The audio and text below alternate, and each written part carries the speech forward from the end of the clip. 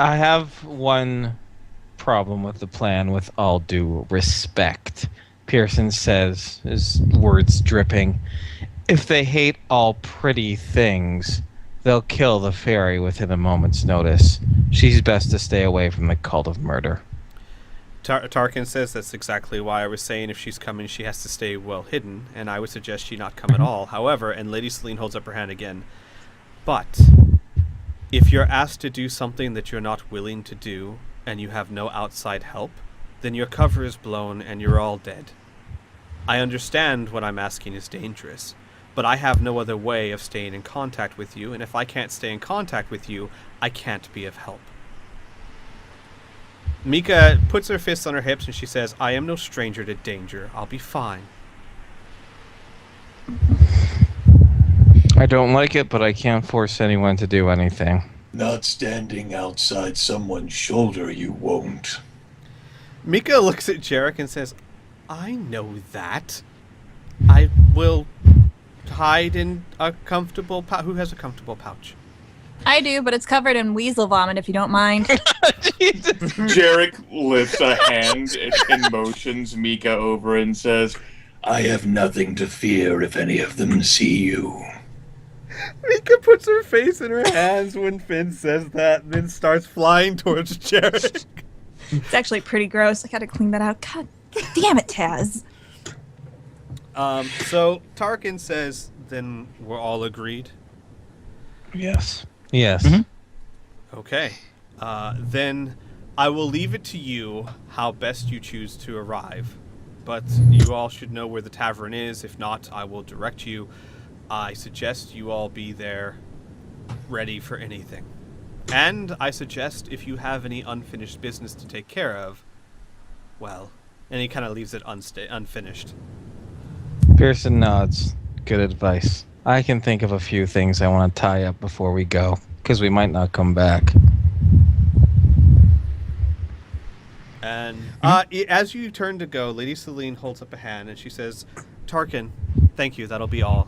And Tarkin bows and he leaves. And then he says, a moment, all of you, before you go. I am sorry.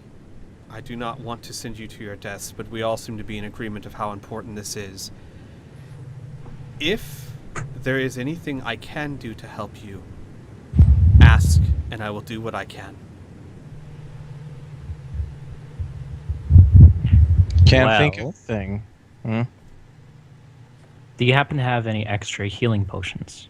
Oh, yes. Yes. Yes. Lady Celine says, I assume so. Of course. Send someone by tomorrow and I will see what I can do. Okay. Good. Also, Then? and she kind of looks at Mika. I would request that your brother stay here with me, obviously. If you need to communicate with him, or through him to talk to me, then I would need him at my side at all times. I assume this won't be a problem. And Mika says, no, Trip will be fine with that, I think. And then Lady Celine says, okay, if there's anything I can do to help you get your affairs in order, you have but to ask. I will do what I can. I would prefer a slim, concealable container, perhaps something which could protect its contents versus magical scrying or detection. I am uncomfortable with the concept of carrying around one of these crystals, let alone multiple. Lady Celine nods, and she says, I agree with that, but that will take some time. Give me a few days. I will have it ready before you go. Jarek respectfully nods. Jared, can you teach me how to be evil? Lady Celine perks up and she puts a hand around Finn's shoulders and says, No. I will take care of you, little one. Come on. And starts leading you away. Finn's face turns red. Wait, where are we going? Cole's going to just kind of stride behind them. Cole! She's gonna make a dirty man out of you, Finn. And right before you leave, right before she leaves, she stops and she says, I do not know what you guys are going to face, but... And then she kind of shakes her head and she says, whatever they ask you to do, remember that there's a line that no one should cross, even for these stones. And then she just kind of leads Finn away. Jarek, once everyone leaves the room, he's gonna look at Mika and says, "Would you believe I sat here all night and morning, and Lady Celine didn't even notice?" Mika looks at you, looks at Lady Celine, and says, "Yeah, I'm really not that surprised, actually." Jarek says, "I think I'm gonna go see how long of the entire week I can rest here before I get kicked out by one of the servants." Mika giggles. Jarek like stretches in the chair and like this massive amount of like bone cracking takes place. Oh, it has. Ugh. I'm gonna leave now. and then while you two are conspiring, because Mika thinks that it should be her personal mission to see if there's any way she can get Lady Celine's attention when she's so busy, she says that she may have her entertainment for the week. Jarek nods in agreement with this. Basically, what I was gonna do is go back to my house and put on my old hunting getup, my bounty hunter getup, and go to the blacksmith behind my shop and just dirty myself up over there with soot and dirt and things like that. I'll go ahead and get this out of the way real quick for you guys. So the next day, or we can just say 3 days from now, since you have to come, Lady Celine, who Jarek is still sitting in the room because no one's kicked him out, and she seems to, Jarek, she does seem that even though she doesn't half the time recognize you're there, she doesn't kick you out, and you always seem to have food on time. So it's kind of left to your own suspicions if she's really unaware or if it's more of a, not an act, but, well, yeah, I guess an act. But in any case, she doesn't seem to mind your presence at all, and you get food on time even if you don't eat it. And that is it. But in 3 days, she furnishes you with a pouch about the size of a coin pouch. It is black velvet on the outside and deep blood red velvet on the inside. Doesn't look too fancy. It feels like velvet, but it doesn't look like a very fancy type of purse. And she tells you that she is confident that anything put inside that pouch would survive all but the strongest magical scrying. And she also offers up 6 potions and several other vials, which she explained. 3 vials of what look like some sort of orange liquid, and 3 vials of what looks like some sort of green liquid. And she says that these vials, when thrown at something, the orange ones will set things ablaze, and the green one will, it's basically a form of acid damage. And she says she hopes you don't have to use them, but that you never know. Pearson won't be the one accepting this gift. He's going to be busy, and he still doesn't like Lady Celine. So, although I'm interested, and maybe Pearson will be aware of it, he will not be carrying them, at least not initially. I can carry them. So I'm hoping Pearson's going to be a bit of a busy boy. You know, yeah, not that kind of busy, a different kind. You know Mellencamp, the old man who ratted against us and accused us falsely? I want to track him down. I want to spend a day trying to find out where he is, where he hangs out. I want to try to spend 3 to 4 days tracking him, tracking his movements, figure out where he lives, the whole shebang. Surveillance, so to speak. Basically, D20 plus 6. 1d20 plus 6. Okay. 1d20 plus 5 for your background, plus 2 because your level. Oh, yes, plus 2 for your level. Thank you. Plus yes, a relevant ability modifier. Oh, so I would probably use my intelligence. Yes. Do you think? Yeah, use your intelligence. Okay, so my intelligence is plus 2. Wow, so I have plus 9. Hey! Shouldn't be that hard to find them. No! Oh! Now, does that consume a day, or can I just not find him? Wait. Uh-huh. You actually are able to track him down. Okay. I should probably explain this. I am a big fan of the idea of failing forward, which means that just because you fail a skill check doesn't necessarily mean it's just a no. It just means it wasn't quite what you were hoping for. Yeah, exactly. Yeah. And this is going to be a very good example. You ask the right questions. These are your streets. You know how to find people. This is not something that is unfamiliar to you. And it takes you the better part of a day to get it done. And you find out eventually that he has a small house in the southern part of town, quiet and out of the way. And you find it. And basically, I'm just going to put you in front of the house and ask what you do. Okay. I don't want to. I want to wait outside. I want to watch the house for at least a day. Figure out when he comes and he goes. Actually, preferably, I want to watch the house for a day. On the second day, I want to try to follow him, but very casually. I don't want to figure out every single one of his movements. I want to just do some very generic surveillance. He never comes out. You know that he's in the house, but you watch and you see no sign of movement, no nothing. And he never comes out. All right. I wait 4 days. From time to time, I take breaks to see my families, but I do it throughout various times during the 4 days. So one day it might be from midnight to 4. The next day it might be from noon to 6 p.m. You know, just vary out, just to make sure he stays in that home and see if he actually leaves. All right. After about 3 days, you still see nothing. And after about 3 days, people who walk by the house start to complain about some sort of stench. Okay. I'm going to maybe do another skill check. I'm quite certain that Pearson has done a little breaking and entering in his youth. Yes. He might be a little rusty, so use whatever modifier you want. But I want to try to stealthily enter, hopefully through a back window or a cellar. I would say you're forged on the streets. However, I'm going to give your forged on the streets a +3 because I believe, as we talked about it, your job was more as an enforcer, not really a cat burglar. But I would assume, while I would assume it happened, it wasn't your real focus. So I'll say +3. All right, so and then you're 2 for your level, and then let's do a dex. Yeah, got a 14. Okay. Well, you do manage to break open the door, but it causes quite a bit more noise than you were hoping for. All right. Well, I'll shut in. Hopefully, no one talks to the guards. Okay. Okay. What you see inside is gruesome. Okay.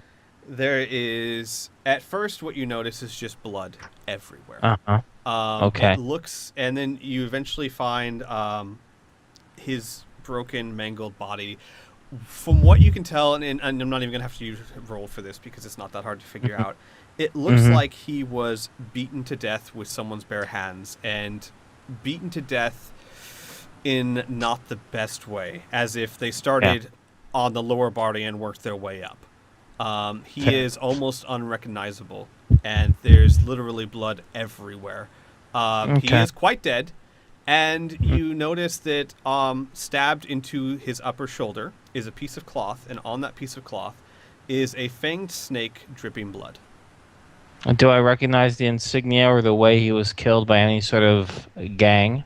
No. A gang, sign, gang? No? You recognize it as a sign. You're familiar enough that, this is something that's typically done, but you do not recognize what it would be from. Well, I'm going to pocket the piece of cloth that with the insignia on it, and I'd like to. I'm hoping that it was Mellencamp was his name, right? It was Nettie was or something his real like name. that. Nettie was his real name. Mellencamp Nettie. was what he was faking. Okay, so Nettie. I'm assuming he had some sort of carpet or rug somewhere. Yeah, we'll say a very crappy rug. All right, I'm going to wrap him up in the crappy rug, and I'm going to take him. I'm going to take his body. I want to stash it just somewhere safe nearby my home, not in my home. I don't need to traumatize my children with it. But this is the plan. If anyone asks about it, he's my dear friend, and I'm trying to find a burial site for him, and keeping the body just in case. Of course, if I am grilled by the guards, I will be truthful with what I found, but I'm going to try to do my best to avoid them. Because what I want to do is that look like this man died in a very grisly, sadistic way. He's going to be my introduction card for this cult. I'm going to bring him with me and show them just how brutal the Bone Splitter is. Okay. So that's the I plan. would That's roll, all I'll just do for the week. roll a d20 for me. Yeah, sure. Okay. I got a 13. Okay. You're not stopped by any guards or anything. You don't run into any on the way. You pass several people that give you weird looks, but no one really messes with someone that looks as gruff as you do and is carrying around a corpse. Wonderful. Yeah. Well, it's a rug. Right, It's right. a smelly rug. But yeah. So yeah, you managed to put it away really unmolested. So Wonderful. there's All that. right, that's it. That's really my main goals, other than basic domestic stuff. Once again, I'll be truthful with my wife and just let her know that it'll be dangerous, but I've been in danger before, and I intend on coming back. Okay. All right, so that's it for me. I've taken a lot of time. Yeah, Oh, sorry. Go ahead. She is incredibly worried about you. She tries half-heartedly to stop you, because it's one of those, she doesn't want you to go, but she doesn't really believe she's going to change your mind. Yeah. So that's kind of how she looks at it. She basically then tells you just to remember that you have children, and that if it looks like things are bad, she doesn't care what happens. Get out of there, because you have responsibilities. Fair enough. And if things go very, very bad and you never hear from me again, sell the belt, move out of the town.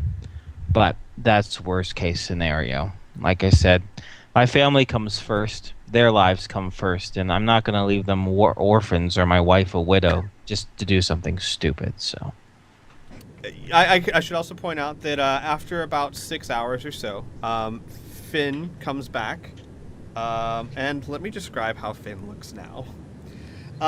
Finn, who used to have straight, beautiful blonde hair, has very black, greasy-looking hair.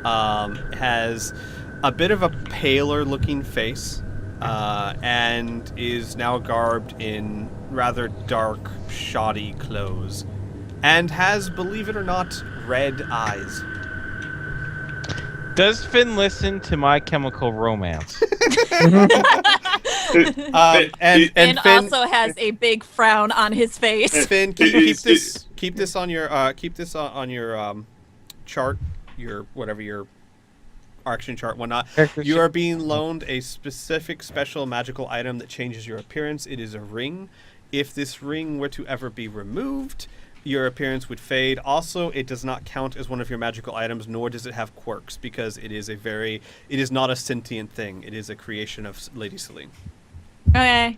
Is Lady Celine with Finian? Yeah, oh yeah, she's the one that created this and gave it Right, to him. I imagine so. In which case, like, Jarek's like head's gonna turn, and he'll go, I imagine it would only be the powerful magics of Lady Celine that could do that to Finian.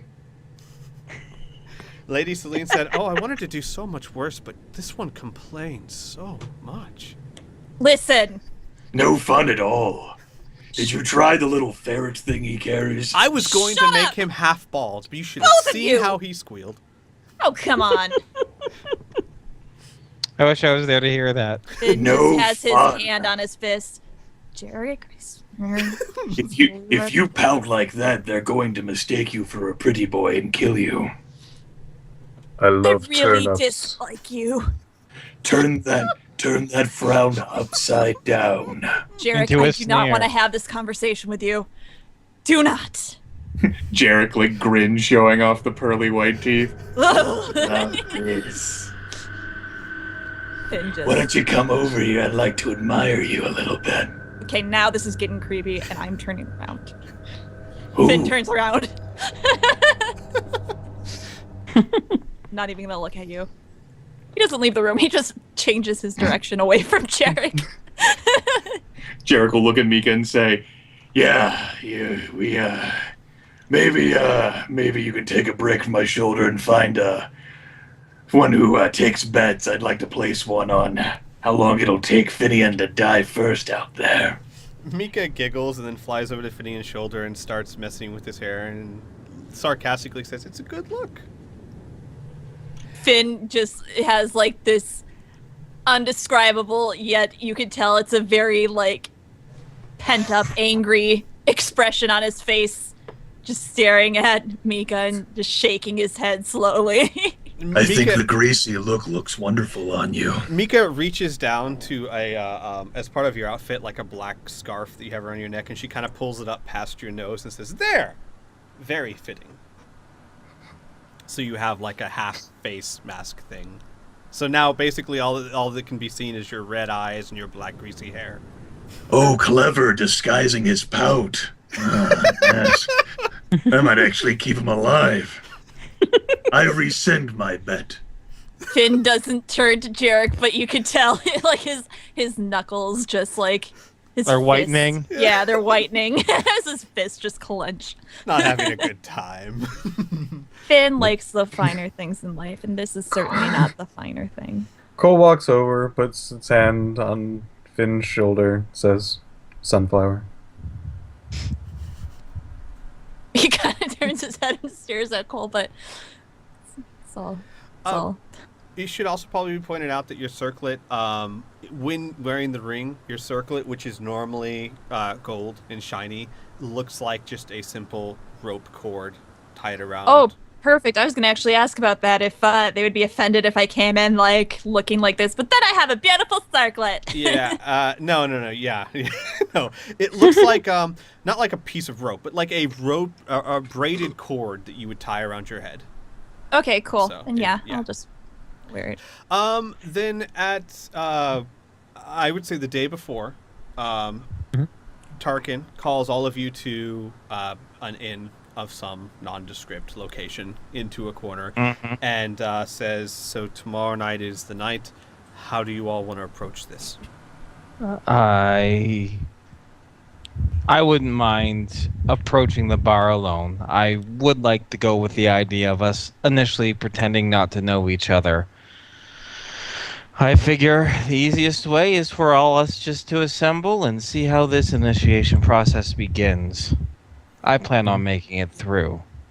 Tarkin nods and he says, "I'm fine with everyone arriving separately. I would suggest that we find a way to be around each other." Fair enough. One thing I should give you all a heads up on, I'm going to be bringing a gift to these cultists. I am not responsible for it, nor was I the cause of it. Every word that I say to them will be a lie. That'll be important for you to know. And he says that like specifically to Tarkin. Tarkin looks at you and raises an eyebrow and says, "I'm not sure a gift would really matter much, but I mean, I suppose it doesn't hurt to try." Oh, I'm sure they will appreciate this gift. By the way, I like what you did with yourself, Finn. You might actually live 3 nights. Why does everyone... You look unwell. I know. It's good. Tarkin thinks about it for a while and he goes, "I am sorry, I'm going to have to ask more information on this gift. Giving the wrong kind of gift could hurt our chances." It's going to be a dead, beaten, bloody body. That you didn't do? No, I didn't. I was trying to track down an individual who tried to frame us for murder on the bridge. Just to ask him a few questions. I found him inside himself dead, and there was this insignia on it. I take it out and I show him the insignia with the viper, with the poison-dripped viper. Tarkin almost literally hisses in disgust, and he says, "That's their mark. Do not bring their handiwork to them and claim it was your own. That is a one-way ticket to death." Do they know who they marked it? Can I just bring the body and not the insignia? I wouldn't risk it. I would assume they know who they killed. Well, I was hoping they were so random they would have lost their minds. Honestly, the truth of the matter is, I can't be sure. I don't know their inner workings, but I do know that if you claim that kill for your own and someone there recognizes it as one of theirs, things will not go well for you. Fair enough. All right, then. The body is stashed away here, and I give him the coordinates. You might want to arrange for some sort of state funeral or just throw him in the river. He wasn't worth much alive, and he's probably worth less dead now. Tarkin just says, "Just don't throw it in the river. We don't want to really contaminate anything, but quite honestly, I don't care what you do to him. But this is a good time to bring up this insignia. This, and he points to this insignia, which is the snake that's dripping blood, is a tattoo that all the cultists carry. And you should be prepared, if we make the initiation, we will have to have one ourselves or find some way to fake it or something. This brings up a follow-up question then. Do all the cultists know each other? Can we not just give ourselves the tattoos and pretend we're one of the group, something that they haven't met before but we've been initiated? How tight-knit are they? Cullimore, considering how the individual who has been studying this cult for 2 years knows almost nothing of said cult, I don't think we could pass. There's a thought. I would also suggest, Tarkin says, that they're generally a rather small cult until of late. Before they started recruiting, I would have said most likely not a chance. After, he shrugs. I don't even know how many people have passed these recruitments. I don't know how big their numbers are or how well known. Fair enough. All right. It was worth the thought. I mean, after all, back in the day, there was a gang that expanded so greatly they couldn't keep a track of their members. We put on some of their colors, showed up, we were able to steal some stuff and frame them for it. It's not a bad idea. It just might not work for a bunch of insane cultists, that's all. Who have been highly successful at remaining secretive. Fair enough. I find it very strange, though. You say it's random, but I don't believe in coincidences. This man was linked to us, or the dead man was linked to us, and now the dead man is dead with their insignia. I would not say linked to us so much as the stones. You recall perhaps your prior acquaintance we met at the church, Cullimore? Yes, exactly. Acquaintance? Tarkin perks up. Yeah. Yeah, after the Stonebridge Kings were dismantled, a few of the lesser members scattered to other places. One of them, Neelix, came across. He said he was serving a new, bigger gang. Tarkin raises an eyebrow and sighs. You know him, do you? Do you remember that cult I told you that the cult of Salage was at war with? That's his cult? Not his, but he certainly is a high-ranking officer in it. I'm starting to agree with you. This sounds more like just random killings. Fair enough. Interesting. It's too bad. If they weren't affecting innocent people, or at least random people, I would have loved to see the two just consume each other in blood. And Tarkin starts thinking quietly, does Neelix know about you, about your family? He knows about me. He doesn't know about my family, no. No one in it? My concern is simply this. Neelix may be on the opposing side, but if for whatever reason he makes you and knows about you, it'll put your loved ones at risk. We have to, at whatever cost, avoid him until our mission is done. Unless it's to put a blade in him. Oh, a blade will be put in him. That's without a doubt. He did try to kill us. I don't typically forgive that all that much.